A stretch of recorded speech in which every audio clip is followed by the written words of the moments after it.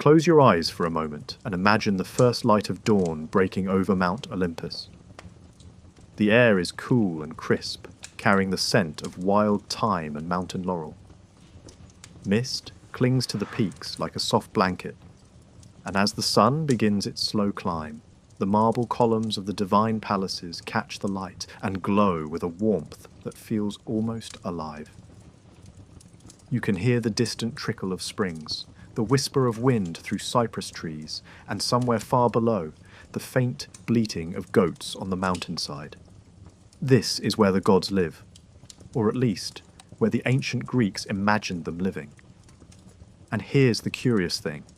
When you peek into those divine halls, you don't find beings of pure light or incomprehensible power. You find something far more interesting. You find people. Well, not exactly people, but close enough that it makes you wonder whether the Greeks were describing gods who happen to act like humans, or humans who happen to have divine powers. The line gets pretty blurry once you start paying attention. The ancient Greeks did something remarkable when they populated their heavens. They looked at the most powerful forces in their universe: thunder, the sea, love, death, and wisdom, and they wrapped those forces in familiar skin. Zeus wasn't just the embodiment of sky and storm. He was a figure who could get angry when someone questioned his authority, who had a weakness for attractive mortals that got him into constant trouble with his wife, and who sometimes made terrible decisions because his ego got in the way. Hera wasn't merely the goddess of marriage, she was a wife who knew exactly what it felt like to be betrayed, who schemed and plotted revenge with the creativity of someone who'd had far too much time to nurse her grievances.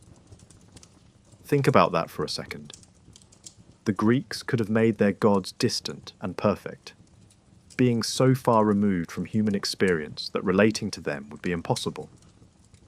Instead, they made gods you could understand, even if you couldn't always respect their choices. Gods who got jealous at parties, who held grudges that lasted centuries, who fell in love at inconvenient moments, and who occasionally helped mortals just because they happened to be in a good mood that day. Let's sit with Apollo for a moment, the god of music, poetry, healing, and prophecy. Sounds impressive, right? The golden god, beautiful and talented. But Apollo also fell desperately in love with a nymph named Daphne, who wanted absolutely nothing to do with him. She literally asked her father to turn her into a tree rather than deal with his persistent attention. A tree. That's how much she preferred bark and roots to a date with Apollo. And what did Apollo do? He made the laurel tree sacred to himself and wore its leaves as a crown, which is either romantic or deeply awkward, depending on how you look at it. The Greeks saw this story and didn't think, wait, shouldn't a god be above this kind of rejection? They thought, yes, that's exactly how desire works. It doesn't care about your status or your talents. It makes you do foolish things. This human quality, this delightful imperfection, runs through every corner of Greek mythology like a thread of gold through marble.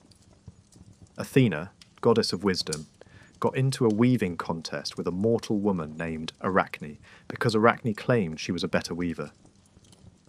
Athena, who supposedly embodied wisdom and strategic thinking, couldn't resist the competition. And when Arachne actually produced a flawless tapestry, one that depicted the gods' romantic misadventures in rather unflattering detail, Athena turned her into a spider. Was this wise? Not particularly. Was it very human? Absolutely. You're probably noticing a pattern here. These gods had all the power in the world, quite literally, but they used it in ways that would make a therapist very busy. They were petty, they were proud, they fell in love badly and often, and they couldn't resist meddling in situations that really didn't require divine intervention. Consider Aphrodite, who emerged from sea foam and became the goddess of love and beauty. You'd think someone whose whole job description involved love would be good at relationships. Instead, she was married to Hephaestus, the god of craftsmen and metalworking, a kind and talented god who who happened to be physically disabled and wasn't considered conventionally attractive. Aphrodite responded to this arranged marriage by carrying on a famous affair with Ares, the god of war. When Hephaestus found out, he crafted an invisible net and trapped the lovers in bed together, then invited all the other gods to come look and laugh. It was the divine equivalent of posting relationship drama on social media, and it was absolutely petty and absolutely human. The Greeks didn't flinch away from these stories. They didn't say, "Hold on, our gods should be better than this." They leaned into it. Because here's what they understood. Making the gods human didn't diminish them. It made them more relevant. When you're struggling with jealousy, it helps to know that even Hera, queen of the gods, deals with it too. When you make a decision out of pride and it backfires, it's oddly comforting that Athena once did the same thing. The gods were powerful and immortal, but they weren't role models in the modern sense. They were mirrors. Now, let's talk about Zeus for a moment, because you really can't discuss the humanity of Greek gods without spending time with the king of them all. Zeus controlled the sky, thunder, and lightning. He could destroy cities with a thought. He was the ultimate authority on Olympus, the one who settled disputes and made final decisions. He was, in theory, the most powerful being in the entire cosmos. He was also constantly sneaking around behind Hera's back to romance mortals, nymphs, and occasionally other goddesses. He transformed himself into animals, golden showers of rain, and even other people's husbands to get close to objects of his affection. His list of lovers could fill a phone book if phone books still existed. And every single time he thought he was being clever enough to avoid detection. Every single time, Hera found out. There's something almost endearing about Zeus's optimism in this regard. Here's a god who can see across the entire world, who knows the past and future, and yet he genuinely believes that this time, this transformation, this affair will somehow escape his wife's notice. It's the kind of hopeful delusion that makes you shake your head and think, "Oh, buddy." No. And Hera? Hera knew exactly what was happening, usually before it happened. She was the goddess of marriage, after all. Her whole domain was about partnerships and fidelity, and she was married to the least faithful creature in creation. The irony wasn't lost on anyone, least of all the Greeks. Hera's revenge plots were legendary. She didn't usually go after Zeus directly. He was too powerful, and besides, he'd just talk his way out of it, or claim divine prerogative. Instead, she went after his lovers and their children with a creativity that was both impressive and terrifying.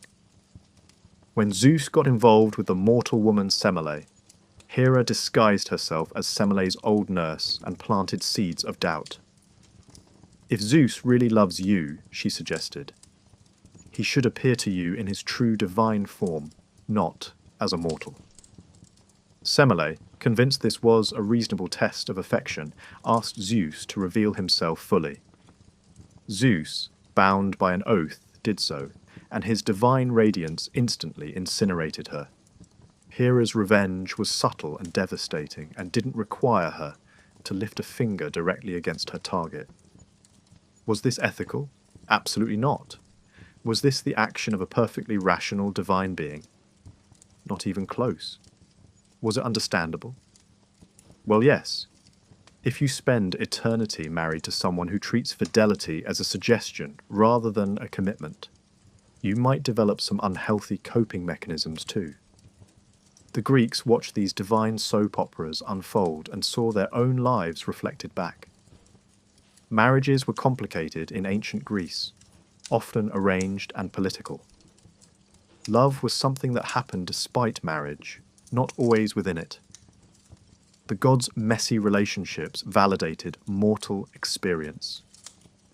If even the immortals couldn't figure out how to be faithful, how to communicate, or how to handle jealousy in healthy ways, then maybe it wasn't a personal failing when humans struggled with the same things. Let's drift over to Poseidon for a moment, Zeus's brother and lord of the seas.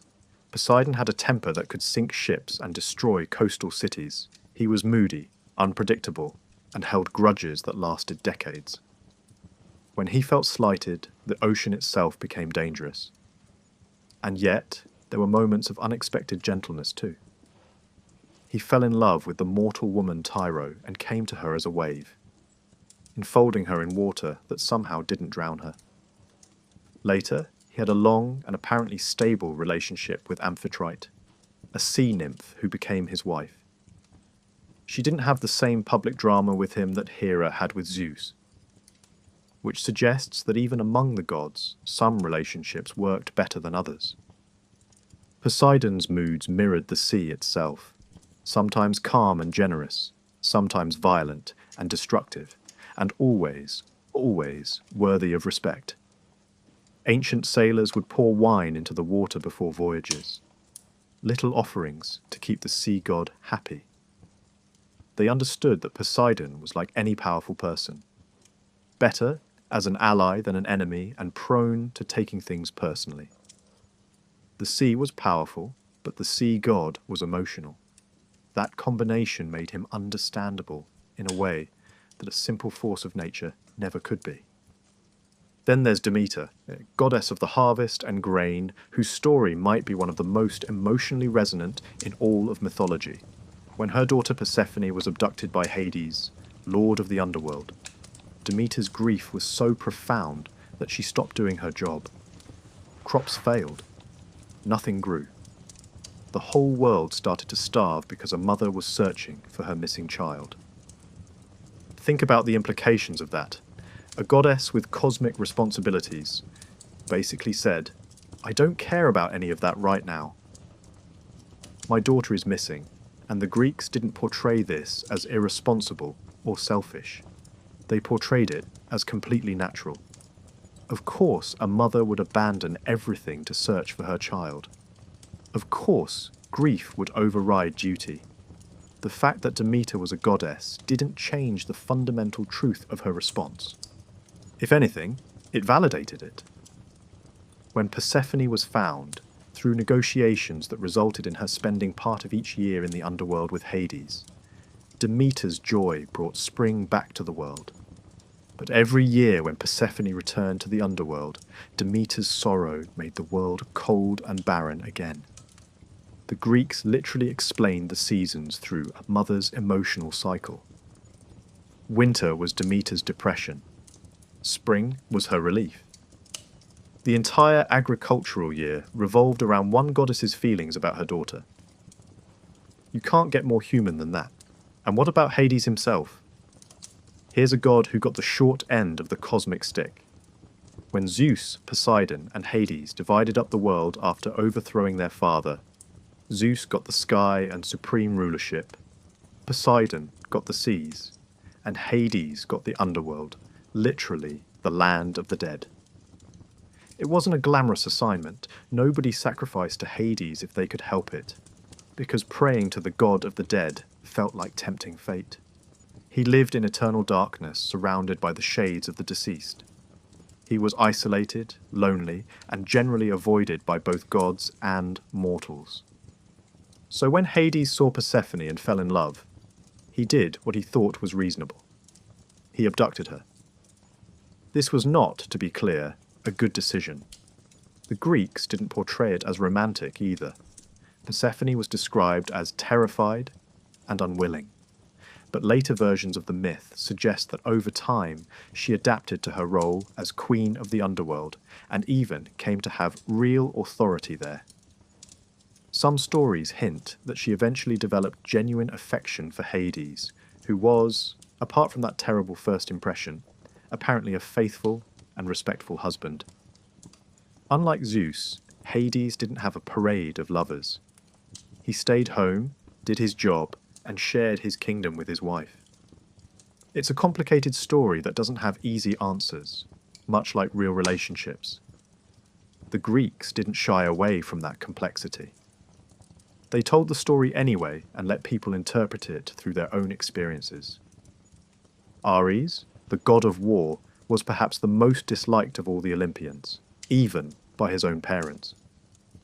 Zeus once told him that he was the most hateful of all the gods, which seems harsh coming from your father, but Ares represented the brutal, chaotic, bloody aspects of war, not the strategic glory which belonged to Athena, but the visceral horror. He was impulsive, aggressive, and not particularly bright. In the Trojan War, he fought on the losing side and got wounded by a mortal hero with Athena's help, then ran crying to Zeus about it. Even his affair with Aphrodite, which should have been glamorous, ended in public humiliation. And yet, Ares was necessary. The Greeks knew that war wasn't all strategy and honour. Sometimes it was just violence and chaos. Ares embodied that truth. He wasn't likeable, but he was honest. He didn't pretend that combat was noble or glorious. He was the god you needed when civilization broke down, even if you didn't want to invite him to dinner afterward. Hermes, on the other hand, was almost universally liked. The messenger god, patron of travellers, thieves, merchants, and anyone who lived by their wits. Hermes was clever, fast-talking, and charming. On the day he was born, he stole Apollo's cattle, invented the lyre to distract Apollo from being angry about the theft, and ended up making a profit on the whole deal. As an infant, the Greeks loved this about him. Hermes represented the idea that intelligence and cunning could triumph over raw power. He was the god of the underdog, the clever solution, and the last-minute save. But Hermes also had a more solemn duty. He guided the souls of the dead to the underworld. This meant that the same god who played tricks and made deals was also present at every death, every ending. The Greeks understood that life contains both levity and gravity, often at the same time. Hermes embodied that balance. Artemis and Apollo, twin siblings born to Zeus and the Titaness Leto, showed how even family relationships among gods mirrored human dynamics. Artemis was the virgin goddess of the hunt and protector of wild animals and young girls. Apollo was the sophisticated god of arts and prophecy. They were close as siblings, but also competitive. Artemis once killed one of Apollo's lovers out of loyalty to her virgin status, and possibly out of protectiveness for her brother's reputation.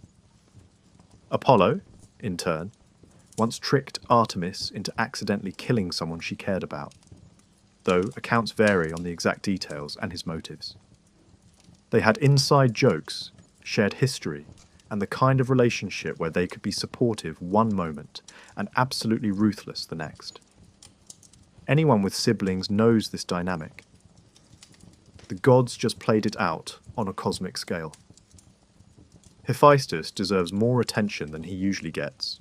Cast out of Olympus twice, once by Hera because she was ashamed of his disability, and once by Zeus during an argument, Hephaestus had every reason to be bitter.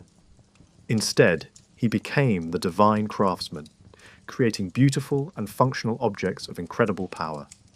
He made Achilles' armour, Hermes' winged sandals, and countless other legendary items. He was patient and skilled, and despite his marriage to Aphrodite being a disaster, he didn't become cruel or vengeful. When he trapped Aphrodite and Ares in his net, he didn't hurt them. He just exposed them to embarrassment. His revenge had limits. Hephaestus represented something important: the dignity of work, the value of skill, and the idea that physical beauty wasn't the same as worth. In a culture that often prized physical perfection, Hephaestus stood as a reminder that other qualities mattered just as much, if not more. The Greeks didn't just tell stories about the gods acting like humans. They explicitly recognized the connection. In their daily lives, they saw divine patterns everywhere. A sudden passionate attraction. That was Aphrodite at work. A clever solution to an impossible problem. Hermes was helping. An unjust loss in court. Someone must have angered the gods. This wasn't just superstition, or rather, it wasn't just superstition. It was a way of understanding that human emotions and experiences were universal, even cosmic. When you felt consumed by rage, you were channeling something of Ares. When you fell deeply, irrationally in love, you were experiencing what had driven Zeus to such ridiculous lengths. The gods didn't cause these feelings, exactly, but they represented them. They gave shape to internal experiences that otherwise felt chaotic and overwhelming. Ancient Greek farmers would make offerings to Demeter before planting and at harvest. Were they really expecting a goddess to personally tend their fields? Probably not. But the ritual acknowledged that agriculture required cooperation with forces beyond human control: weather, soil fertility, and the seasons. Personifying those forces as Demeter made them feel less random and more relational. You could, in some small way, communicate with them. Athletes trained under the watchful eye of Hermes or Apollo, depending on whether they valued cunning or excellence. Artists sought inspiration from the Muses, Aphrodite, or Apollo. Married women might pray to Hera, not because Hera had a great track record with marriage, but because she understood the challenges better than anyone. The philosophers, as they developed their schools of thought, couldn't help but wrestle with this very human, divine pantheon.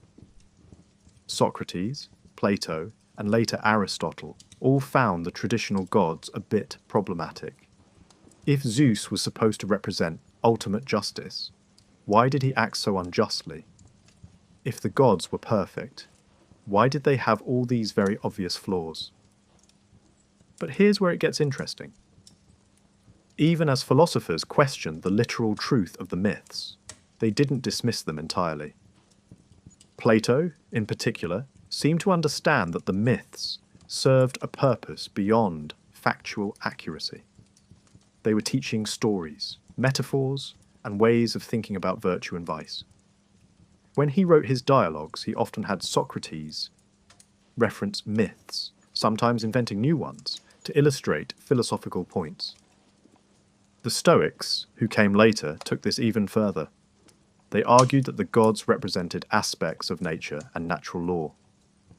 Zeus wasn't a bearded king throwing lightning bolts. Zeus was the rational principle that ordered the universe. The myths were allegories for deeper truths. This interpretation let them keep the cultural richness of mythology while developing their philosophy. But even the Stoics, with all their allegorizing, couldn't quite escape the humanness of the gods. Their writings show affection for the old stories. They didn't want to discard Apollo or Athena. They wanted to understand them differently. The average Greek, who probably wasn't spending much time thinking about Stoic philosophy, maintained a more straightforward relationship with the gods. They showed up in art everywhere, on pottery, in sculptures, and painted on temple walls. And in these artistic representations, you can see the humanity clearly. Gods were shown feasting, dancing, playing music, and arguing. They were depicted as idealized humans, beautiful, strong, and perfectly proportioned, but still fundamentally human in form and expression. Even Zeus, king of the gods, was shown as a muscular bearded man, not as something abstract or alien. You could look at a statue of Zeus and think, I know that expression. That's the face my father makes when he's about to pass judgment on something I did. Athena appeared in full armour, wise and martial, but her face showed thoughtfulness, even compassion. She looked like someone you could ask for advice. Aphrodite was sculpted, emerging from the sea or admiring her reflection, and her expression held the serene confidence of someone who knows their power and isn't afraid to use it. These weren't distant, mysterious deities. They were accessible, relatable.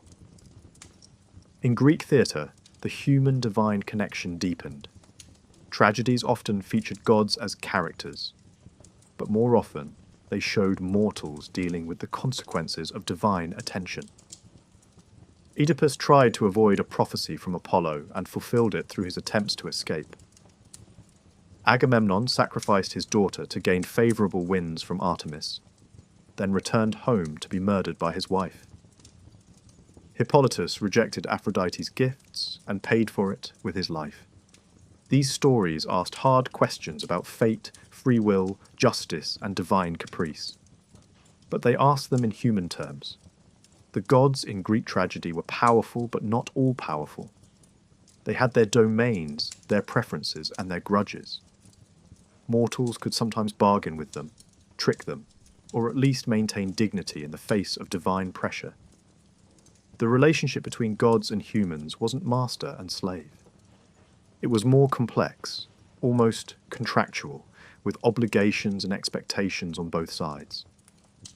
This carried into daily religious practice in ways that might seem strange to modern sensibilities. Greeks didn't worship their gods the way monotheistic religions approach their deity. They honoured them, made offerings, and performed sacrifices, but the relationship was more transactional than purely devotional. You gave the gods their due, proper sacrifices, temples, and festivals, and in return, you expected them to fulfill their roles. Rain for crops, safety at sea, victory in battle, healthy children. If the gods didn't hold up their end, you might consult an oracle to find out what you'd done wrong. But you also might just shrug and acknowledge that the gods had their own priorities. They weren't obligated to care about every individual mortal's problems. They were busy with their own affairs, literally, in Zeus's case. This practical approach to divinity meant that Greek religion was woven into everyday life without necessarily dominating it. You'd pour a libation before drinking wine, not because you were deeply pious, but because it was polite to acknowledge Dionysus. You'd leave a coin for Hermes at a crossroads just in case. Small gestures that kept you on good terms with the gods without requiring total devotion. The mysteries, secret religious rites like those at Eleusis, offered something deeper for those who sought it. The Eleusinian mysteries honoured Demeter and Persephone and promised initiates some kind of blessed afterlife. The exact nature of the mysteries was never written down. Initiates took their secrets to the grave. But the popularity of these rites suggests that many Greeks wanted something more than the transactional relationship with the Olympians. They wanted connection, transformation, and meaning. Even then, the mysteries didn't contradict the standard mythology. They deepened it. Demeter and Persephone's story became not just an explanation for the seasons, but a promise of renewal and hope. The human need for meaning found expression through the same gods who showed up at symposiums and got into petty arguments. As Greek culture spread through Alexander the Great's conquests and then merged with Roman civilization, the gods travelled with it. The Romans adopted the Greek pantheon wholesale, just changing the names. Zeus became Jupiter, Aphrodite became Venus, and Ares became Mars. But the personalities stayed largely the same. Jupiter still couldn't keep his hands to himself. Venus still caused chaos wherever she went. The gods' humanity transcended cultures. Roman poets like Ovid embraced the sensual, human aspects of the gods with evident delight. His Metamorphoses retells dozens of myths, often focusing on moments of transformation driven by love, lust, revenge, or pride. Ovid understood that the stories worked because the gods felt things deeply and acted on those feelings, just like people did. He wasn't interested in distant, perfect deities. He wanted gods who made mistakes, who got messy, and who transformed themselves and others in their passion. Later, early Christian thinkers had to deal with this legacy. How do you explain the appeal of gods who are so clearly flawed? Their solution was often to claim that the pagan gods weren't really gods at all. They were either demons deceiving humanity or exaggerated humans who'd been mistakenly deified. But even in their critiques, you can sense the continuing appeal of these stories. Augustine wrote about his love of classical literature even as he condemned pagan theology. The gods were compelling precisely because of their humanity. Medieval and Renaissance Europe inherited both Christianity and classical learning, artists and writers found themselves drawn back to the Greek gods again and again. Botticelli painted Venus emerging from the sea. Michelangelo sculpted Apollo. Poets wrote about Diana and Adonis and Venus and Mars. The gods had become metaphors, representatives of eternal human truths: love, war, wisdom, and beauty. In this later context, the gods' humanity became even clearer. Stripped of literal religious belief, they became pure symbols. When Shakespeare wrote about jealousy, he could reference Juno, Hera's Roman name, and everyone knew exactly what he meant. When Renaissance philosophers discussed ideal beauty, they pointed to Venus. The gods had become shorthand for aspects of human experience. Modern psychology has continued this tradition in a different language. Carl Jung saw the gods as archetypes, fundamental patterns in the human psyche. Zeus represented the father archetype, with all its authority and fallibility. Aphrodite represented the lover archetype, with all its passion and irrationality. The gods weren't real in a literal sense, Jung might say, but they represented real patterns in how humans think and feel. Even now, thousands of years after anyone literally believed that Zeus threw lightning bolts, we still use these stories. We still say someone is an Adonis if they're beautiful, a Narcissus if they're self-absorbed, or that they have the Midas touch if they're successful. These references work because the emotional truths behind the myths remain relevant. That's the real legacy of the Greek gods' humanity. By making their gods imperfect, emotional, and relatable, the Greeks created something that transcended their culture and their time. They created a language for talking about human nature itself. When you're jealous, you're channeling Hera's energy. When you're creative, you're touching something of Hephaestus' skill. When you fall in love unwisely, you're experiencing what led Paris to choose Aphrodite's bribe over Hera's, or Athena's. The gods are metaphors that still work because human nature hasn't fundamentally changed. We still struggle with pride, lust, anger, jealousy, and ambition. We still feel love that transcends reason, grief that stops the world, and joy that makes everything bloom. We still make decisions we regret, hold grudges too long, and occasionally do something generous for no good reason except that it feels right. The gods did all of this first, or rather, the Greeks recognized that these experiences were so universal, so fundamental, that even the gods must deal with them. There's something deeply democratic about this vision of divinity. The gods weren't better than humans in any moral sense. They were just more powerful. They had the same struggles, the same emotional landscape, and the same capacity for both nobility and pettiness. If you met Zeus at a party, assuming you survived the encounter, you might find him charming, but also realize he wasn't as wise as someone with his power should be. You might like Hermes quite a lot, but wouldn't trust him with anything valuable. You might respect Athena while also finding her a bit intense.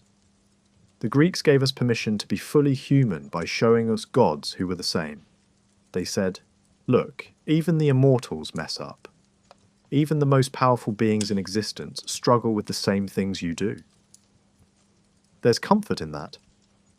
Your jealousy isn't a personal failure. It's part of the human condition, so fundamental that it echoes in heaven. Your complicated relationship with your family isn't unusual. The gods have family drama that makes mortal dysfunction look tame. And beyond comfort, there's wisdom. The myths don't usually punish people for having emotions. They punish people for acting on emotions without wisdom, for letting pride override good judgment, and for refusing to accept limits. Niobe bragged that she was a better mother than Leto because she had more children, and Apollo and Artemis killed all her children as punishment. Not because pride itself was wrong, but because she'd insulted the gods and couldn't back down when given the chance. The lesson wasn't, don't be proud. It was know when to stop.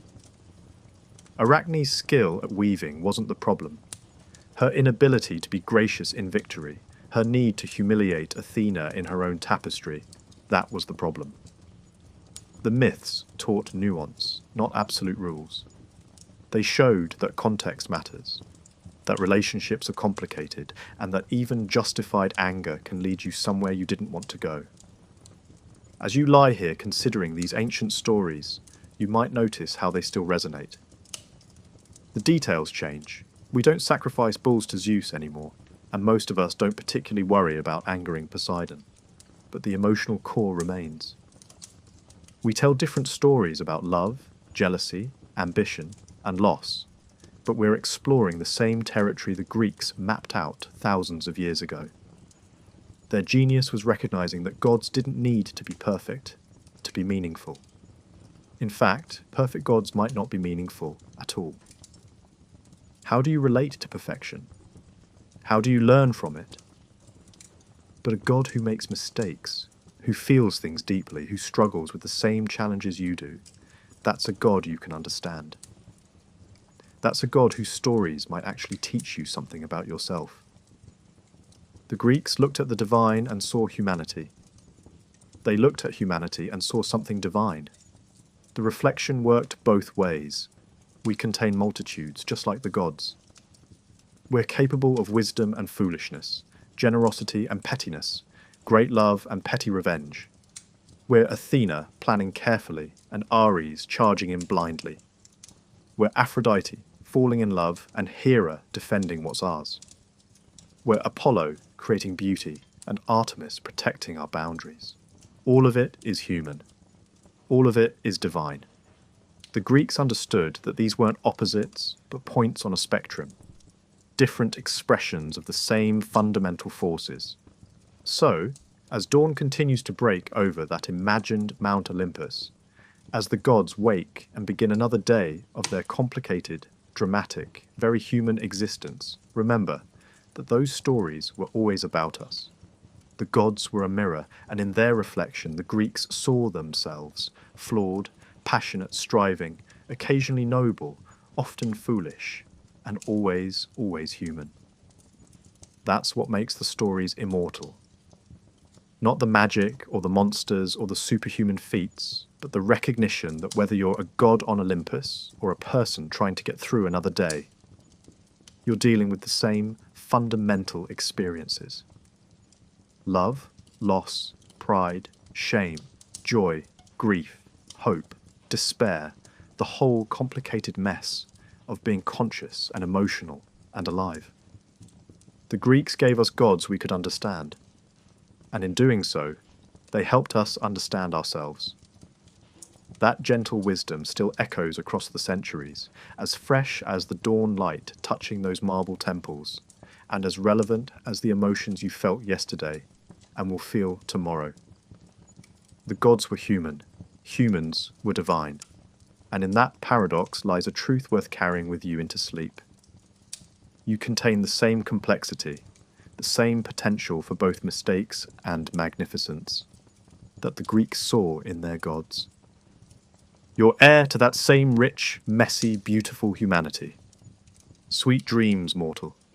The gods would approve.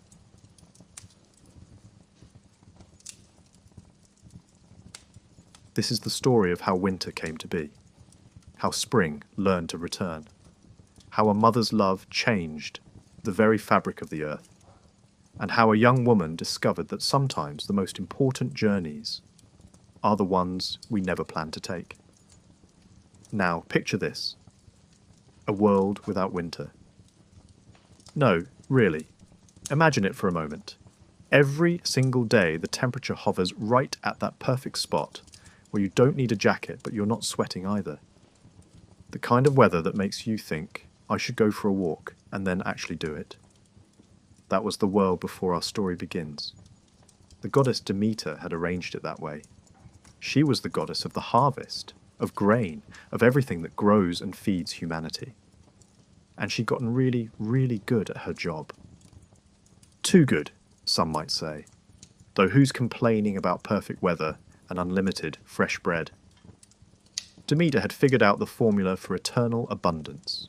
The wheat grew golden and heavy, the grapevines sagged with fruit, the olive trees produced year-round, which honestly seems exhausting when you think about it. But the trees didn't complain. They just kept going, like the world's most reliable workers, never asking for a vacation.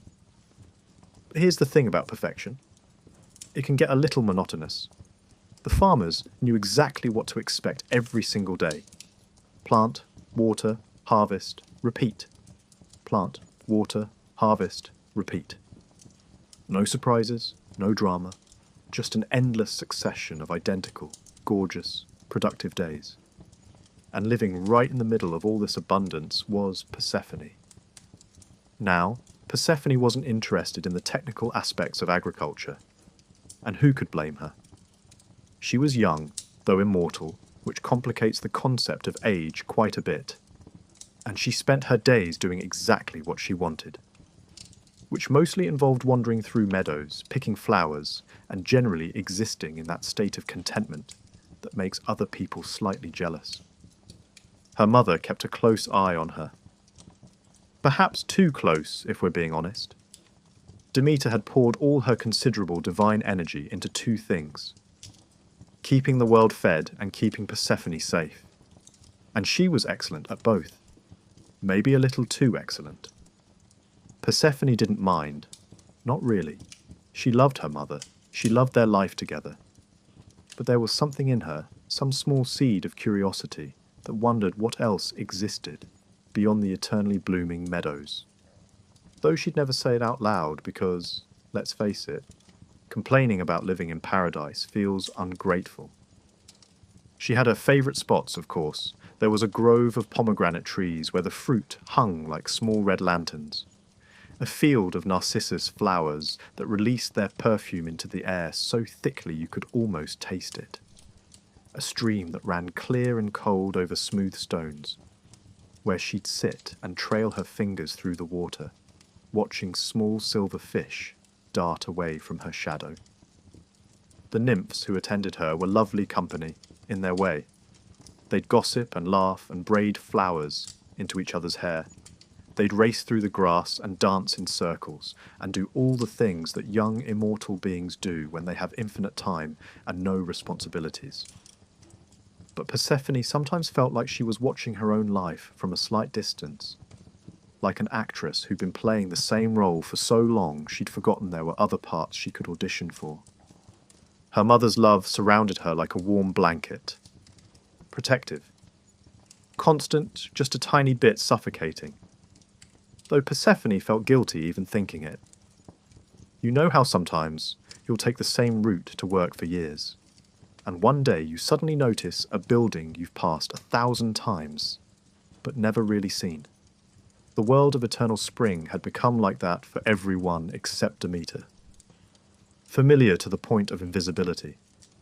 The gods on Mount Olympus, lounging around with their nectar and ambrosia, barely paid attention to the human world anymore. Why would they? Nothing ever changed down there. Same crops, same weather, same everything. Even the gods, who had literally infinite time on their hands, were getting bored. Zeus would sometimes look down from his throne and think about shaking things up. The way a bored CEO thinks about reorganizing the office just to see what happens. But then he'd get distracted by some other drama. There was always drama on Olympus, and the human world would continue its pleasant, unchanging existence. Demeter didn't notice any of this. She was too busy maintaining her perfect system, too focused on her daughter, and too invested in keeping everything exactly as it was. Change, to her mind, was just another word for risk, and risk was something she'd carefully eliminated from her domain. The humans adapted, the way humans always do. Without seasons to mark the passage of time, they created their own rhythms. Festivals based on the phases of the moon. Celebrations tied to birthdays and weddings and achievements. They marked time by generations, instead of by growing seasons. They got creative because they had to. But they also forgot some things. They forgot the sharp gratitude you feel for warmth when you've been cold. The way the first strawberry of spring tastes sweeter because you've waited months for it. The particular pleasure of pulling on a soft sweater when the air turns crisp. They had plenty, but they'd lost the context that makes plenty feel like a gift. Not that they knew what they were missing. How can you miss what you've never experienced? Meanwhile, beneath the earth, way beneath it, deeper than any root system, deeper than the caves where crystals grow in the dark, there was a whole other world. The underworld, the land of the dead, the place where souls went when their time in the sunshine was finished, and ruling over this realm was Hades. Now, let's clear something up right away. Hades wasn't evil. He wasn't some horned demon cackling over a cauldron of fire. That's not how the Greeks imagined him. He was just a god doing his job, and his job happened to involve managing the dead. Someone had to do it. Someone had to keep track of all those souls, maintain order in the shadowy halls, and ensure that the rivers of the underworld kept flowing. It was administrative work, mostly. Bureaucratic. Deeply, profoundly lonely. Hades had drawn the short straw, literally, when the three brothers divided up the cosmos. Zeus got the sky and basically got to be in charge of everything. Poseidon got the seas and could at least surface now and then to enjoy some sunshine and flirt with nymphs. And Hades got the underworld, which didn't come with much in the way of perks. He performed his duties with grim efficiency. He was good at it, actually. Fair. Impartial. The dead respected him in their own quiet way. But respect doesn't keep you warm at night, metaphorically speaking. The underworld was perpetually twilit, silent except for the whisper of souls and the distant sound of rivers flowing. No birdsong, no laughter, no flowers, obviously. Hades had started to feel like a shadow himself. He wasn't supposed to leave his realm very often. The rules about that were pretty strict. But every once in a while, he'd hitch up his chariot, pulled by 4 magnificent black horses that breathed smoke and moved like darkness given a form. And he'd rise up through a crack in the earth to visit the world above. Just to remind himself what light looked like. What colour was it? What it felt like to stand under an actual sky instead of a ceiling of stone. On one of these rare excursions, he saw her. The day started like every other day in the eternal spring.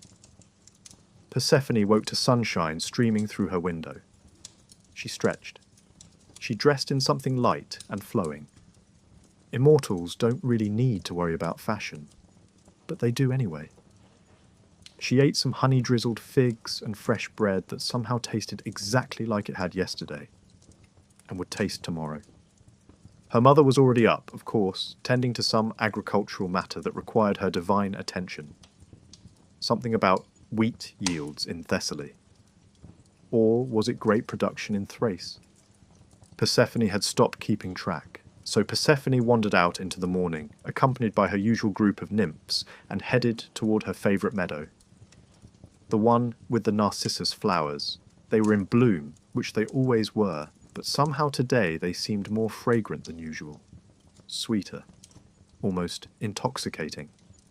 She waded into the field of white flowers, feeling them brush against her legs, their perfume rising around her like visible air.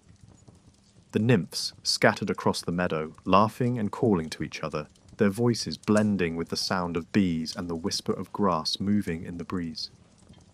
And then Persephone saw it. Right in the centre of the meadow, where there had definitely not been anything special before, grew a single flower unlike any she'd ever seen. It was massive, for one thing. The bloom was the size of her head, with petals that seemed to shift colour as she looked at them. Purple, melting into deep blue, melting into a red so dark it was almost black. The stem was thick and strong, and the whole thing seemed to pulse with its own light. She glanced around. The nymphs hadn't noticed. They were too busy with their own flower gathering at the edges of the meadow. Persephone walked toward the impossible flower. Each step felt significant somehow, though she couldn't have said why. The morning seemed to hold its breath. Even the bees stopped humming. She reached out to touch it. The moment her fingers brushed the petals, the earth opened. It didn't crack. It didn't rumble with warning. The ground simply ceased to be solid, the way ice becomes water, the way a door swings open. One moment, Persephone was standing in a meadow full of sunshine and narcissus flowers. And the next moment, she was falling through darkness. She didn't scream. There wasn't time. The fall happened too quickly, and it felt too much like dreaming, that sensation of weightlessness, of reality becoming unstuck. And then there were horses. 4 of them, massive and dark, their breath like smoke, pulling a chariot made of black stone that gleamed like wet obsidian. And standing in that chariot, holding the reins with steady hands, was a figure dressed in darkness itself. Hades caught her, not roughly but firmly. He guided her into the chariot beside him with a gentleness that seemed at odds with the violence of what had just happened. And then, without a word, he urged the horses onward. They plunged deeper. The crack in the earth sealed itself above them, shutting out the light like a closing eye. Persephone gripped the edge of the chariot and tried to make sense of what was happening. Tried to understand why her heart was hammering in her chest, but she wasn't actually afraid. Or maybe she was afraid, but it was mixed with something else, something she didn't have a name for. Curiosity, maybe. Or the strange exhilaration that comes from knowing your life has just changed completely, and you can never go back. They descended through layers of earth, through stone and soil, through caves where blind fish swam in underground lakes, through tunnels carved by water over millions of years. The horses never slowed. Hades never spoke. And Persephone, for the first time in her life, didn't know what was going to happen next. The air grew cooler, then cold. Then not exactly cold, but absent of temperature entirely, as if warmth was a concept that didn't exist here. The darkness was absolute, but somehow Persephone could still see. The chariot glowed with its own faint light, and the horses seemed to carry illumination with them, like moving shadows that defined the space around them. And then they emerged into the underworld proper. The underworld wasn't what you'd expect. It wasn't fire and brimstone, no lakes of burning sulfur or demons with pitchforks. It was simply quiet, vast, filled with a soft grey light that came from nowhere and everywhere at once. The landscape stretched out in all directions, plains of silver grass that didn't quite look like grass, hills that rose and fell like frozen waves, and rivers that flowed but made no sound. And everywhere, moving through this twilight realm, were the souls of the dead. They weren't scary. They looked like people, just more transparent, more distant. They moved with purpose, but no urgency, walking along paths that Persephone couldn't see, headed toward destinations she couldn't guess. They didn't seem unhappy exactly, just finished, complete, done with the messy business of living and now engaged in whatever it is that souls do when their time is over. The chariot finally slowed, then stopped in front of a palace that seemed to grow directly out of the ground. It was made of dark stone, polished smooth, with pillars that rose like the trunks of impossible trees. It wasn't decorative or showy, it was functional, austere, and somehow deeply impressive. Hades stepped down from the chariot and then, with surprising courtesy, offered his hand to help Persephone down. She took it, partly because she needed the help, and partly because she was curious what a god's hand would feel like. It was warm, which surprised her, solid, real. She looked at him properly for the first time. He was tall, which most gods were, but not in that exaggerated way that made you crane your neck. His face was serious, not angry, not cruel, just deeply serious, like someone who'd seen enough that jokes felt beside the point. His eyes were dark, and when he looked at her, she felt truly seen for the first time in her life. Not as Demeter's daughter, not as a lovely ornament in the eternal spring, just as herself, whoever that was. He gestured toward the palace. Inside, the palace was surprisingly comfortable. High ceilings, yes, but not cathedral vast. Halls that branched and curved in ways that suggested organic growth rather than architectural planning. And everywhere, that same soft grey light that didn't cast shadows because it came from all directions at once. Hades led her through corridors lined with doors. Persephone wondered what was behind them. Offices? Bedrooms? Storage closets for spare souls? She didn't ask. Her voice seemed to have temporarily relocated to somewhere in her chest, where it sat, waiting to see what happened next. They entered a large chamber that might have been a throne room, except it felt more like a study. There was a throne, yes, carved from a single piece of black stone. But there were also shelves lined with scrolls, tables covered with what looked like ledgers, and a general atmosphere of busy organization rather than imperial grandeur. Hades finally spoke. His voice was deep and quiet, like distant thunder or a cello played in another room. What he said was simple enough. She would stay here. She would be his queen. The loneliness of ruling the underworld was too much to bear alone, and he had chosen her to share it with him. Persephone felt something inside her shift. Not quite anger. She'd never been very good at anger. Something more like recognition. This wasn't a request. It wasn't a conversation. It was an announcement. She'd been plucked from her life like that impossible flower she'd reached for, transplanted into darkness without being asked if she wanted to go. And yet there was something in her that didn't immediately want to leave. Some part of her recognized this moment as the thing she'd been waiting for, without knowing she was waiting. Change, risk, the unknown. Everything her mother had carefully kept away from her. She didn't say yes, but she didn't say no either. She simply stood in that strange throne room in the kingdom of the dead and felt her life split cleanly into before and after. Above ground, Demeter was having the worst day of her immortal life. She'd returned from Thessaly, or Thrace, whichever one it was, to find the meadow empty. The nymphs were there, confused and worried, talking over each other as they tried to explain what they'd seen. Or rather, what they hadn't seen. One moment, Persephone was there, reaching towards something in the grass. The next moment, gone. Simply gone, as if the earth had swallowed her whole. Which, to be fair, it had. Demeter's panic was immediate and absolute. She called her daughter's name.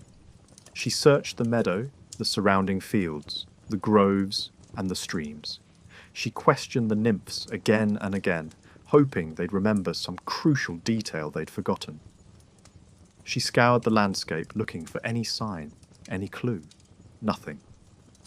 She expanded her search. She left her domain, which she never did, and began travelling across the world. She walked roads and climbed mountains and waded through rivers.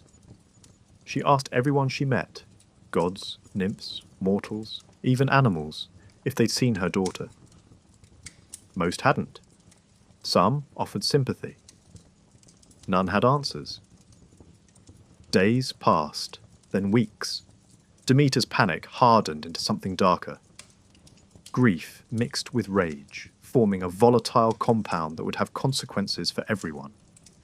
Because here's the thing about Demeter. Her power was tied to her emotional state. Her ability to make things grow, to maintain the eternal spring, to keep the world fed, all of it flowed from her. And as her grief deepened, her power began to falter. The wheat in the field stopped growing. The grapevines stopped producing. The olive trees, which had never taken a break in recorded history, suddenly went dormant. The eternal spring, maintained for so long with such careful attention, began to crack like a facade. The temperature dropped. At first, the mortals thought it was just a weird day. Cooler than usual, nothing to worry about. They put on an extra layer and went about their business. But the coolness didn't stop. It kept going. Day by day, degree by degree, the temperature fell. The grass, which had always been green, began to fade. The flowers, which had bloomed without ceasing, started to close up and wither, and then, one morning, there was frost. The farmers came out at dawn to find their fields covered in white crystals that melted when touched, but left the plants they'd touched damaged and limp. They'd never seen frost before. They didn't have a word for it. They stood in their ruined fields and tried to understand what they were looking at. The gods on Olympus noticed, of course. Kind of hard to miss when the entire world starts changing. Zeus sent messengers to Demeter, asking her politely if she could maybe get back to work. She ignored them. He sent more messengers with less polite requests. She ignored those too. Because what did she care about the world's crops when her daughter was missing? What did it matter if mortals were cold or hungry when Persephone was gone? They could all freeze and starve for all she cared. Nothing mattered except finding her child. She continued her search with single-minded intensity, paying no attention to the chaos spreading in her wake. She'd become a force of pure maternal devotion, scorching the earth not with fire but with absence. Where she walked, things died. Not because she willed it, but because all her life-giving energy had turned inward, focusing on her grief. The world learned what winter was. Meanwhile, Persephone was adjusting to her new reality with the kind of practical acceptance that surprises people when they discover it in themselves. The underworld was strange, yes, quiet and grey and filled with the dead. But it wasn't horrible. It was just different. Very, very different from the eternal spring she'd known her entire life. Hades left her alone, mostly. He had work to do. The administrative tasks of the underworld apparently never stopped. And he seemed to understand that she needed space to process what had happened. But he'd appear at mealtimes, sitting across from her in a dining hall that was surprisingly cozy, given the circumstances. They'd eat in silence at first. Then gradually, they began to talk. He wasn't what she'd expected. He was serious, yes, but not grim. He had a dry sense of humour that caught her off guard.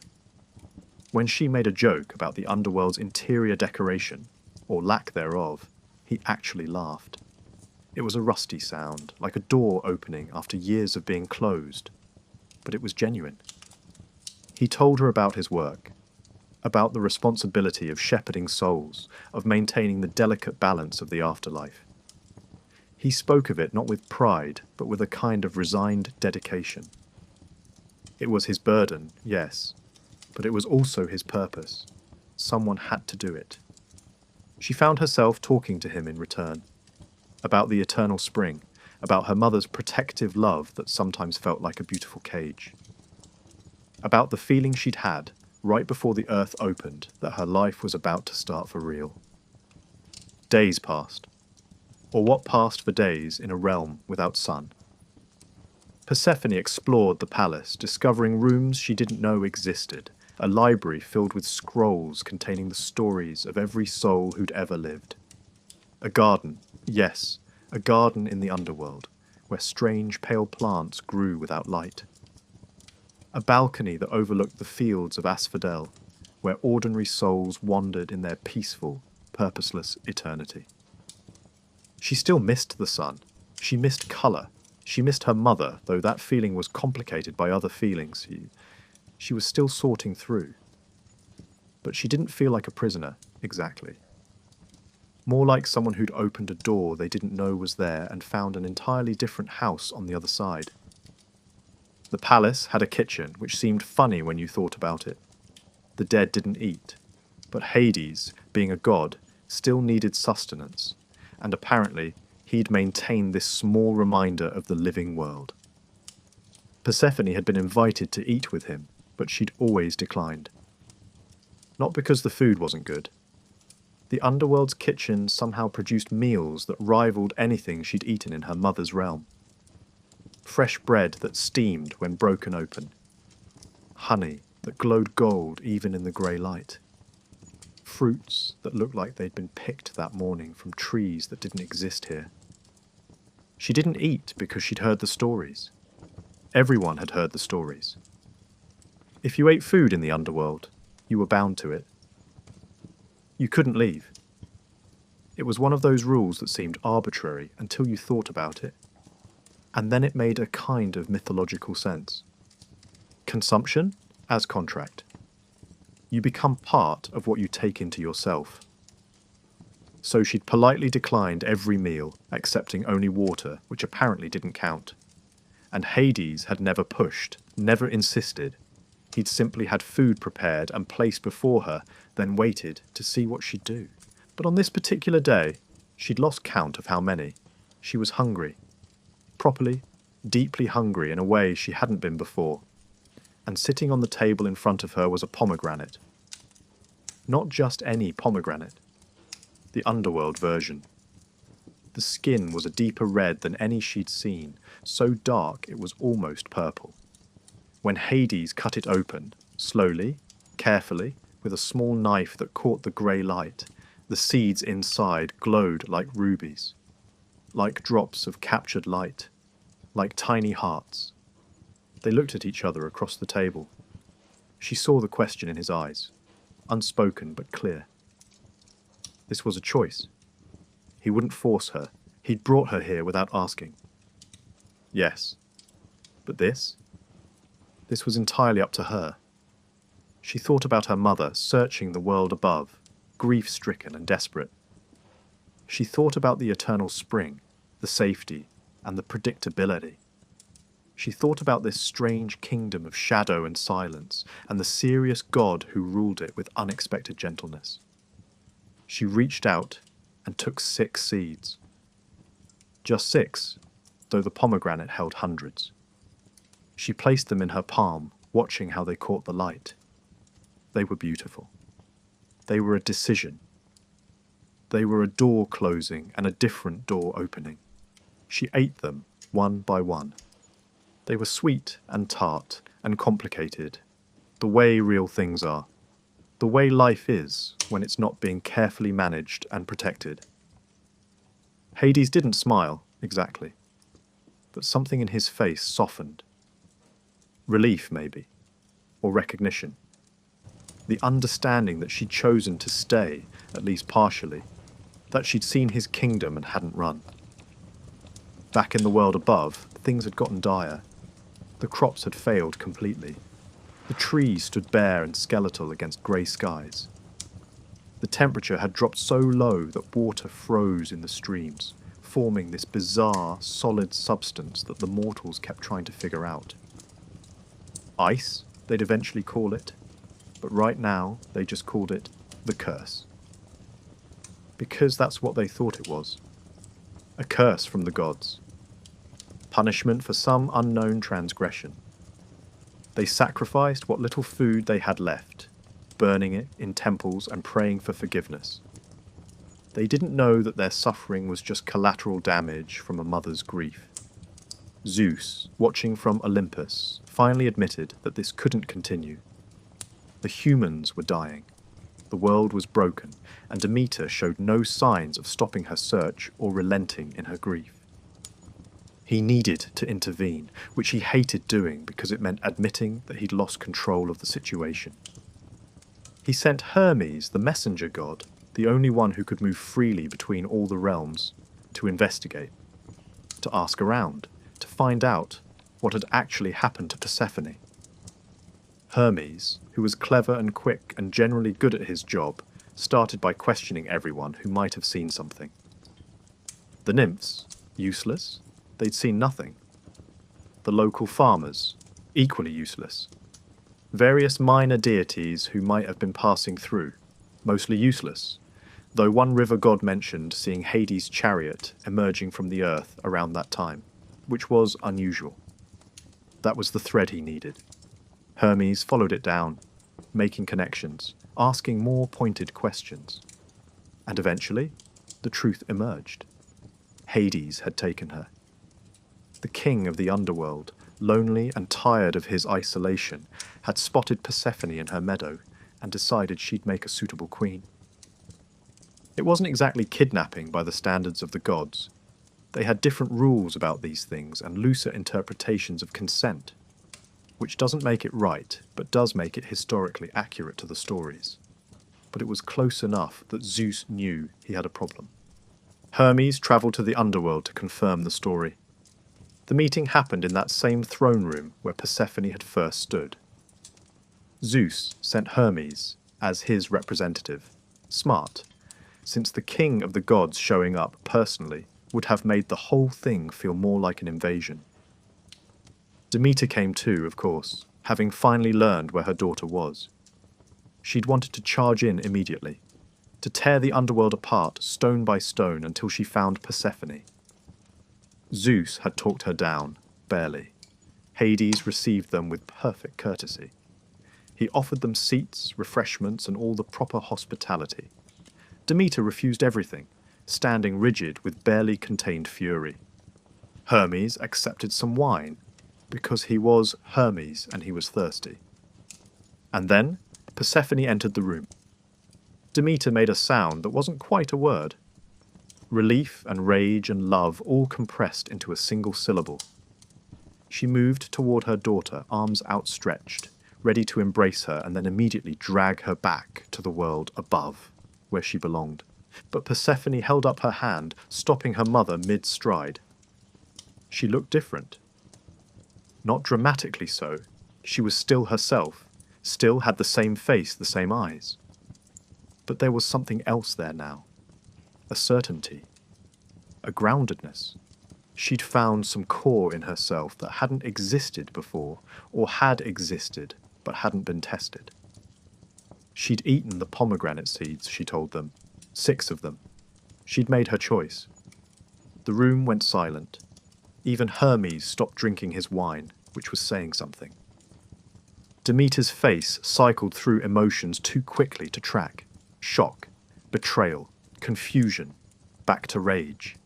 She turned on Hades, ready to unleash divine fury that would crack the underworld's foundations. But Zeus, speaking through Hermes, stopped her. The law was clear. Eating food in the underworld bound you to it. Persephone couldn't leave permanently, but perhaps, and here Hermes demonstrated why he was so valuable as a diplomat, perhaps a compromise could be reached. They negotiated like gods who'd learned not to trust each other, which they were. Each side had leverage. Demeter could and would let the entire world die if her daughter wasn't returned. Hades had the law on his side. Persephone had eaten the seeds, and the binding was real. And Persephone herself, who everyone kept forgetting to actually consult, had her own preferences that were more complicated than anyone wanted to acknowledge. The solution, when they reached it, felt inevitable in retrospect.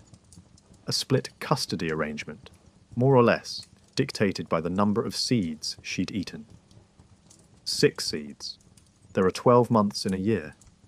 For 6 months, Persephone would return to the world above, to her mother, to the light. For 6 months, she would remain in the underworld with Hades. It wasn't perfect. No compromises. Demeter wanted her daughter back completely. Hades had hoped she'd choose to stay permanently. And Persephone? Persephone had discovered that she wanted both. The light and the darkness. The familiar safety of her mother's love and the strange new partnership she'd found in the shadows. But it would work. It would have to work. The terms were set. The agreement was sealed with the kind of divine bureaucracy that ensures promises are kept even when you'd rather break them. And then came the practical question. When would she leave? Now, Demeter insisted. Immediately. She'd been searching for months. The world was dying, and she wanted her daughter back right now. Persephone looked at Hades. Something passed between them. Not spoken, just understood. She'd return, the look said. This wasn't goodbye forever, just goodbye for now. She embraced her mother, feeling the relief and desperation in Demeter's grip. She nodded to Hermes, who'd been remarkably patient through the whole negotiation. And then, with one last glance at the kingdom of shadows that had somehow become home, she let herself be led back toward the light. The journey up was nothing like the journey down. No chariot, no horses, no dramatic plunge through the earth. Just Hermes guiding them, Persephone and her mother through the winding paths that led from the underworld to the surface. They walked through the grey twilight, past the wandering souls who barely glanced at them. They crossed the river Styx, where the ferryman Charon nodded, in acknowledgement, but didn't stop them. They climbed through caves that grew gradually less dark, where the air shifted from that temperatureless void to actual cold. Demeter held her daughter's hand the entire time, as if afraid she'd disappear again if contact was broken. She kept turning to look at Persephone, studying her face, trying to find what had changed. Trying to understand how her daughter could have stayed in that dark place, could have eaten food that bound her there, and could have made a choice that meant they'd be separated for half of every year. She didn't ask these questions out loud. Not yet. There'd be time for questions later. Right now, she just needed to get her daughter back to the light. They emerged at dawn. The crack in the earth opened like a gentle exhale, and suddenly they were standing in the meadow where it had all begun. The same field of narcissus, though now the flowers were dead, brown stalks sticking up through frost-covered ground. Persephone felt the sun on her face for the first time in months. It was sharp and bright and wonderful and overwhelming.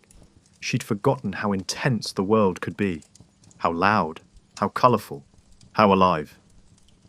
Demeter stood beside her daughter and felt her power returning. The relief of having Persephone back began to thaw the frozen grief that had locked away her abilities. She could feel the earth responding to her again, ready to bloom. But it would take time. The damage was too severe to fix instantly, even for a goddess. The world would need to wake slowly from its unwanted sleep. Over the next several weeks, the world transformed. The temperature began to rise, though gradually. The ice melted into water that soaked into the thirsty ground. The frozen earth softened, becoming workable again. And then, slowly, green began to return. Not everywhere at once. It started with small shoots in protected places. A crocus pushing up through the mud. A bud forming on a tree branch. Grass showing new growth at its base. The world was learning to live again, hesitantly, like someone recovering from a long illness. Demeter poured herself into the renewal. This was what she knew how to do. This was her purpose. But it was different now, harder, edged with the knowledge that it was temporary. In 6 months, Persephone would return to the underworld, and Demeter would have to let her go. That knowledge changed everything. She couldn't maintain the eternal spring anymore. It wasn't just that her power had been disrupted, though it had. It was that the perfect, unchanging abundance she created before required a peace of mind she no longer possessed. Required a certainty that she could protect what she loved. That certainty was gone. So the spring that year was different, more vigorous, almost desperate. The flowers bloomed with intensity, as if making up for lost time. The crops grew faster than they ever had, pushing up through the soil with urgent energy. Everything was too much, too green, too alive, too abundant. The mortals, who'd survived the cold winter by sheer, stubborn resilience, emerged from their homes blinking in the sudden brightness. They planted seeds in ground that was finally soft again.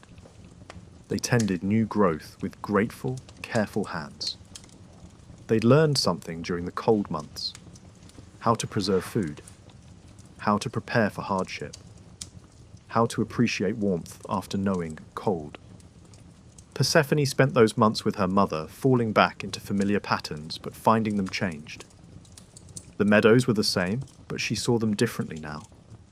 The colours seemed brighter because she'd lived without them. The bird song seemed sweeter because she'd known silence. Even the simple act of walking in sunshine felt like a gift rather than a given.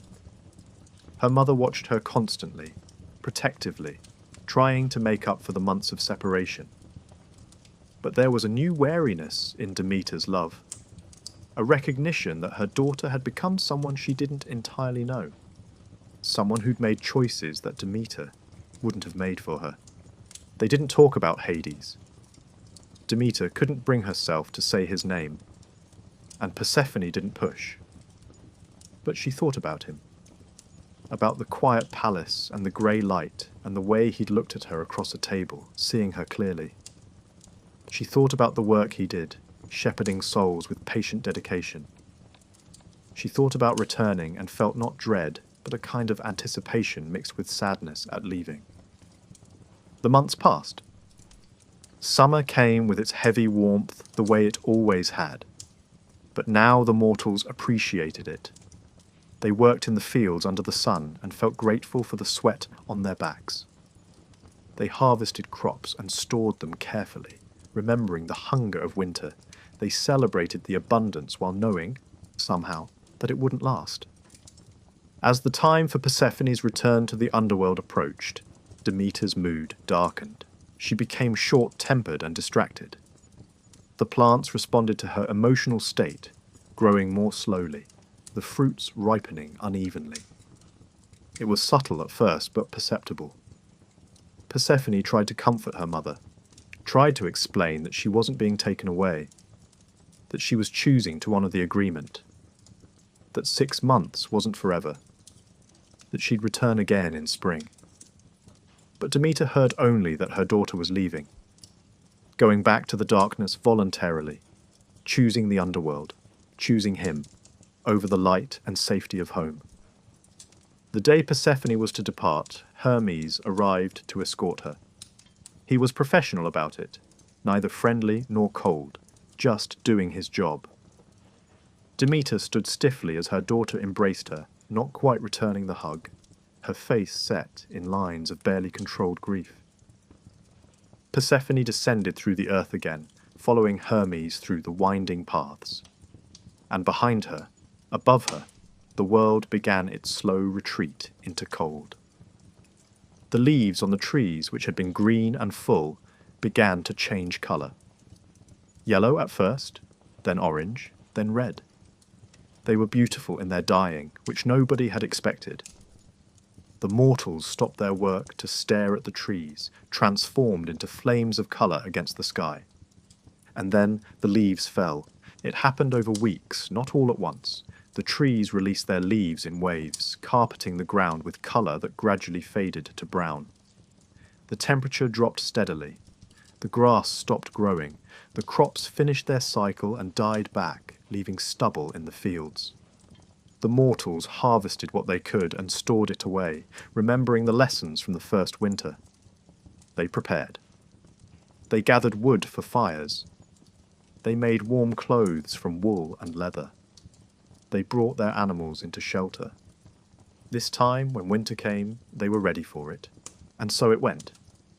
6 months in the underworld, where Persephone learned to rule alongside Hades, making decisions about souls and their fates, walking through the grey gardens, and finding beauty in shadow.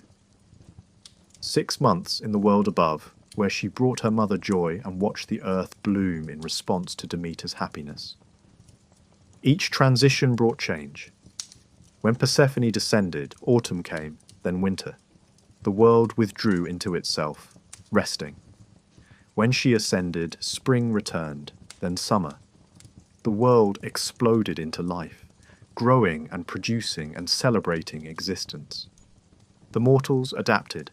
They learned to read the signs. When the days grew shorter and the air turned crisp, they knew Persephone had returned to the underworld. Time to harvest, to prepare, to settle in for the cold months. When the first green shoots appeared and the ice began to melt, they knew she'd returned to her mother. Time to plant, to tend, and to take advantage of the growing season. They created new celebrations around these transitions. festivals to mark the planting season, when Persephone brought spring. Harvest festivals came when autumn came and she descended again. They built their lives around the rhythm of her journey, up and down, light and dark, presence and absence. The gods on Olympus watched this new pattern establish itself and decided it was acceptable. Not ideal. Zeus would have preferred the old eternal spring, which had required less management, but workable. The mortals weren't dying en masse anymore. Demeter had found a way to function despite her grief, and Hades seemed, well, not happy exactly, but less lonely, more purposeful. Even Demeter, though she never stopped missing her daughter during the winter months, found something valuable in the new arrangement. The intensity of reunion each spring, the sweetness of time together when you know it's limited. The way absence can make love sharper, more present, and more intentional. She still didn't like Hades, probably never would. But she'd learned to accept that her daughter had found something in the underworld that she needed. Some part of herself that could only exist in shadow. The mortals, after several cycles of seasons, began to notice something unexpected. Winter, which had seemed like pure punishment at first, brought gifts they hadn't anticipated. The cold killed pests that had plagued their crops. The freeze broke up soil, making it easier to work in spring. The rest period allowed fields to recover their fertility, producing better yields when planting season returned. They discovered that some foods actually improved when stored through winter. The bitterness leaving greens, the starch converting to sweetness in root vegetables. They found new pleasures too. The beauty of frost patterns on windows, the silence of snow, which they'd learned to welcome rather than fear. The coziness of gathering around fires during the long dark evenings, telling stories, making music and strengthening the bonds of family and community. Winter became a time for indoor work, for weaving and crafting, for repairing tools and planning for the year ahead. For rest, which bodies and spirits needed more than they'd realized when every day had been the same perfect temperature and every season had been growing season. They learned that the world needed cycles, that endless summer would be as exhausting as an endless winter would be deadly, that the rhythm of growth and rest, abundance and scarcity, light and darkness, that rhythm was what made life rich, rather than monotonous.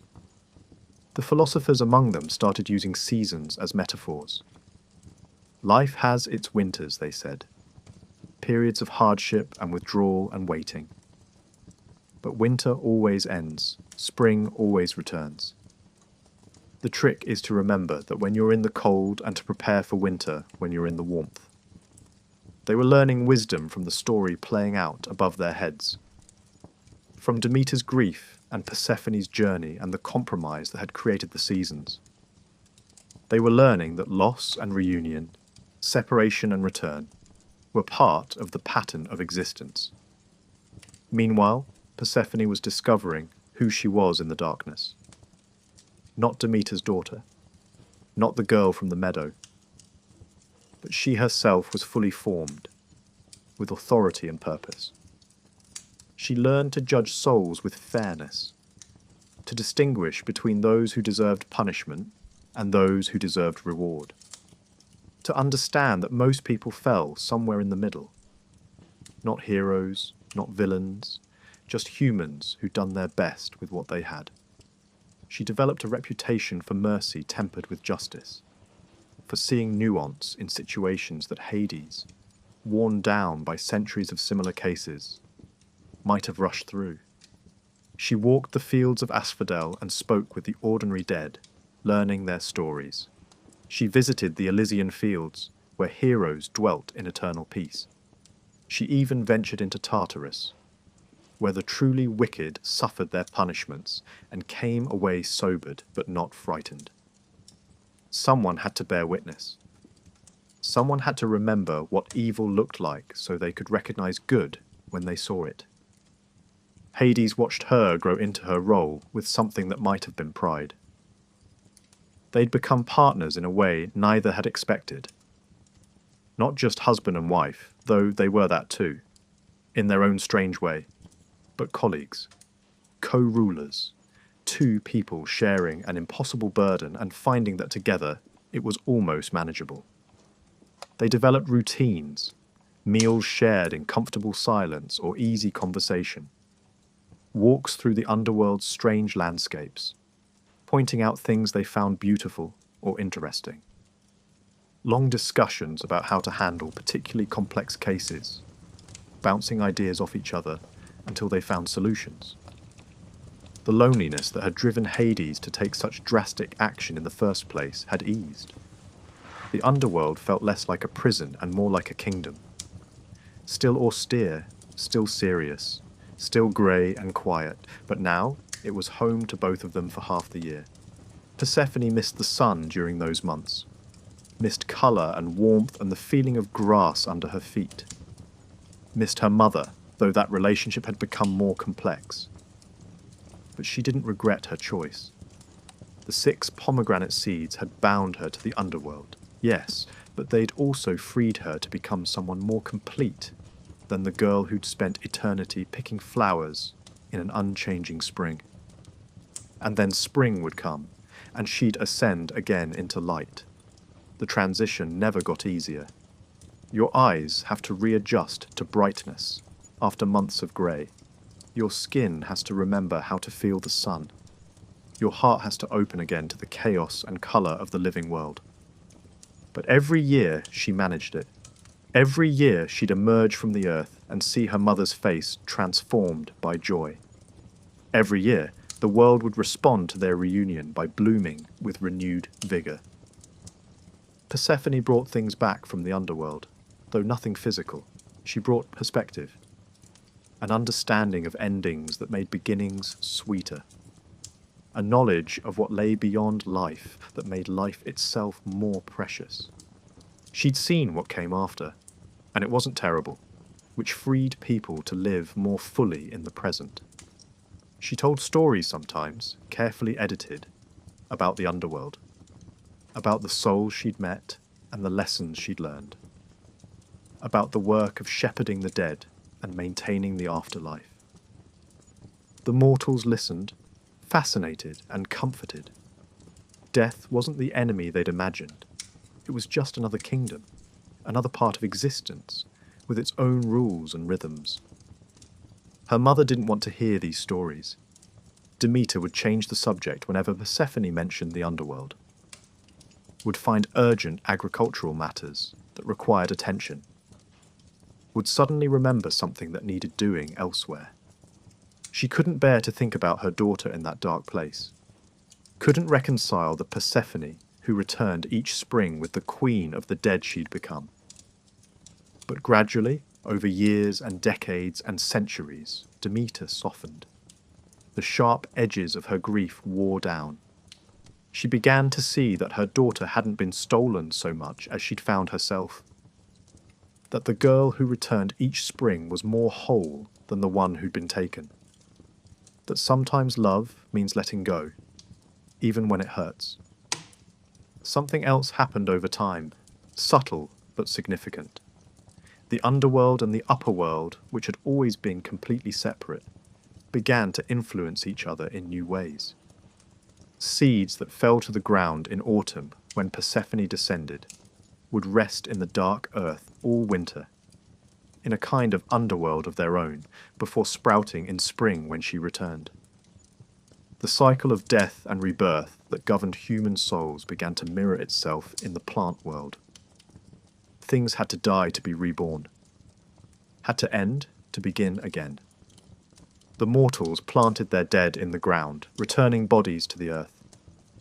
They developed rituals that honoured both aspects of Persephone, the spring maiden and the underworld queen. They understood, in a way their ancestors hadn't, that these weren't contradictory roles, that you could be both bringer of life and guardian of death, that the two were connected, necessary opposites that defined each other. Hades and Demeter never became friends. That would be asking too much. But they reached a kind of détente, a mutual respect born from sharing the thing they both loved. They'd nod to each other during the transitions when Hermes guided Persephone between realms. Brief acknowledgements that they were on the same side now, however reluctantly. Zeus, watching from Olympus, was satisfied. The compromise had held. The seasons had become part of the world's rhythm. The mortals had adapted, and the drama, always his primary concern, had died down to manageable levels. But the real victory wasn't political or practical.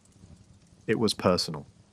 Three beings, Demeter, Persephone, and Hades, had found a way to honor their needs and desires while recognizing the needs and desires of others. They'd created a pattern that hurt, yes, but hurt less than the alternatives. They'd learned that perfect happiness isn't possible, but meaningful happiness is. Centuries passed. The mortals lived and died in their generations, each one learning about seasons from their parents, passing the knowledge to their children. The festivals became traditions, became customs, and became the unquestioned way things were. Nobody remembered the eternal spring. It had become a myth, a golden age that may or may not have actually existed. But Demeter remembered, and Persephone remembered, and Hades remembered. They were immortal, after all. Time moved differently for them. Each cycle was the same and different. The pattern repeated: descent, winter, ascent, spring, summer, autumn, repeat. But within that pattern were infinite variations. Some winters were harsher than others, reflecting particularly difficult separations. Some springs were more glorious, marking especially sweet reunions. Persephone grew into her dual nature with increasing ease.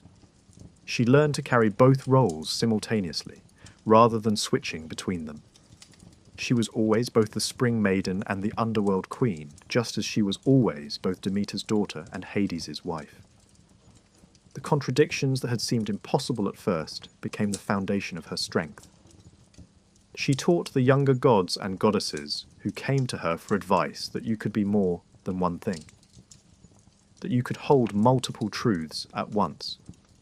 That the self wasn't a single fixed point, but a constellation of possibilities, and you didn't have to choose just one star. Hades changed too, though more subtly. The grim seriousness that had defined him softened around the edges. He learned to appreciate beauty in small moments. He started to see his kingdom not as a burden, but as sacred work. Having someone to share it with had made all the difference. And Demeter learned the hardest lesson of all. That love doesn't mean possession. That being a good mother meant supporting her daughter's choices, even the ones that caused her pain. That Persephone's happiness mattered more than her own comfort. So here we are, thousands of years later, living in the world that Persephone's choice created. Every spring that arrives after winter. Every harvest that comes before the cold. Every cycle of planting and reaping, growing and resting, light and darkness. These are all echoes of that ancient story.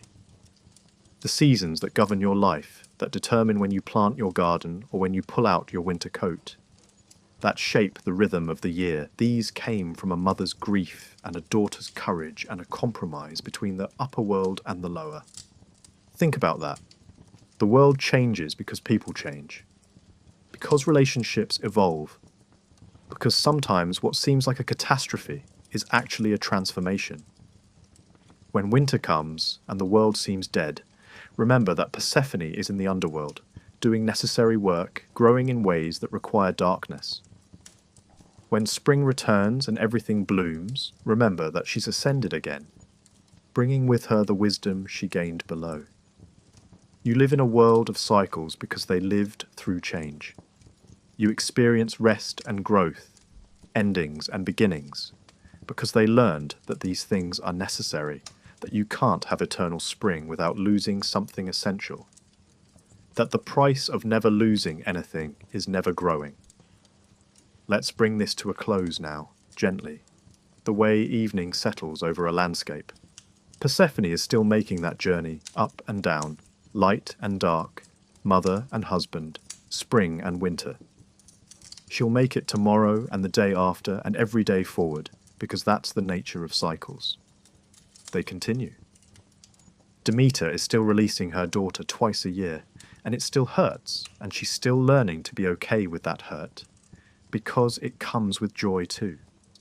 The hurt and the joy are woven together now, inseparable, like roots and branches. Hades is still ruling the underworld, but he's not alone anymore. Half the year, he has a partner, someone who sees him clearly and chooses to return. That's worth the loneliness of the other half. And the world keeps turning through its seasons, following the pattern they established so long ago. Winter will come again, spring will follow. The cycle continues because once upon a time, 3 immortals learned to compromise, and the earth herself learned to rest and wake, in an endless rhythm that sustains everything. Your own life has seasons too, periods of growth and periods of rest. Times when you're in the light and times when you're walking through shadow. Moments of separation and moments of reunion. This is normal. This is how it's supposed to work. This is the pattern. So as you drift towards sleep now, let yourself rest in the knowledge that cycles are natural. Those endings lead to beginnings. That spring always comes even after the longest winter. That you contain multitudes, just like Persephone. You can be more than one thing, hold more than one truth, and love more than one place. Let yourself sink into the comfort of knowing that the world has rhythms larger than your worries. That the seasons will change whether you stress about it or not. That rest is productive. That darkness has its purpose, and that everything that falls will rise again in its own time. Tomorrow the sun will come up, the way it always does. The earth will keep turning, the seasons will continue their ancient dance, and you'll wake refreshed, ready for whatever part of the cycle you're in, knowing that it won't last forever, neither the hard parts nor the easy parts. And that's exactly as it should be. Sleep well. Spring will come. And so, the story ends, as all good stories do, with everyone changed but continuing. With problems solved but new ones emerging. With the world a little different than it was before, shaped by the choices of those who dared to change it. Rest now. The seasons will keep watch while you sleep.